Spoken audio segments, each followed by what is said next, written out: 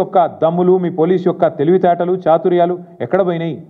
కాంగ్రెస్ కార్యకర్తల కంటే హీనంగా పనిచేస్తూ మా కార్యకర్తల మీద ఒక రీట్వీట్ పెడితేనేమో 20 రోజులు జైల్లో పెట్టిన పోలీసులు ఏం పీకుతున్నారు ఇప్పుడు నేను అడుగుతున్నా. సిగ్గుందా అసలు పోలీస్ యంత్రాంగానికి రాష్ట్రంలో? అధికారులు ఈ రకంగా తొత్తులుగా పనిచేస్తారా ముఖ్యమంత్రికి? శివధర్ రెడ్డి గారు మీకు కొంత నిజాయితీ గల అధికారం పేరుంది, ప్రూవ్ చేసుకోండి, చేతనైతే ప్రూవ్ చేసుకోండి. ఎస్, తుపాకీతో బెదిరించిన మాట వాస్తవం అని మంత్రి కుమార్తె చెప్తుంది. మీ పోలీస్ రిపోర్ట్ కూడా చెప్తుంది బెదిరించింది ఓఎస్డీ అని మీరు అంటున్నారు. కాదు, బెదిరించింది ముఖ్యమంత్రి ఇచ్చిన తుపాకీతో ముఖ్యమంత్రి సన్నిహితుడు రోహిన్ రెడ్డి బెదిరించిండని మంత్రి గారి కుమార్తె చెప్తుంది. ఎస్, ఎంక్వైరీ చేయండి. ఇద్దరిని ఎవరిని లోపలేస్తారా వేయండి? రోహిన్ రెడ్డిని వేస్తారా, సుమంత్ని వేస్తారా, ఎవరిని వేస్తారో వేయండి. పోలీసు యొక్క నిజాయితీని రుజువు చేసుకోండి.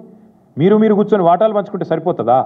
మీరు కూర్చొని సెటిల్మెంట్లు చేసుకొని ఆయన ఈయనకు షాల్వా కప్పి ఆయనకు స్వీట్ తినిపించుకొని ఏదో దీపావళికి ఒకరింటికి ఒకటి పోయినట్టు ఇద్దరు కలిసి నిన్నమొన్ననేమో ఇష్టం వచ్చినట్టు తుపాకీతో బెదిరించి మరి దీపావళి తుపాక నిజం తుపాక కూడా బయటికి రావాలి.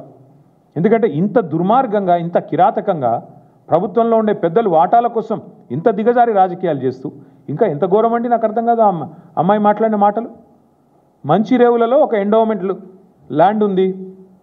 ఆ ల్యాండ్కు సంబంధించి ముఖ్యమంత్రి గారు తమ్ముడు మమ్మల్ని బెదిరిస్తున్నాడు ఓపెన్గా చెప్తుంది ఆమె. అసలు ఆయన గన్మెన్లు ఎందుకు? ఎండోమెంట్ భూమిలో ఒక ఫైల్ మీద మా అమ్మ సంతకం పెట్టింది.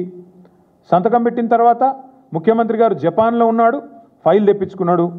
నేను అడుగుతున్నా, మంత్రులుగా ప్రమాణం చేసినప్పుడు ఓత్ ఆఫ్ సీక్రసీ అని ఉంటుంది. మంత్రి ఏడ సంతకం పెట్టిండో కుటుంబ సభ్యులకు కాదు ఎవరికి తెలియద్దు. మేమందరం పనిచేసిన వాళ్ళమే మంత్రులుగా.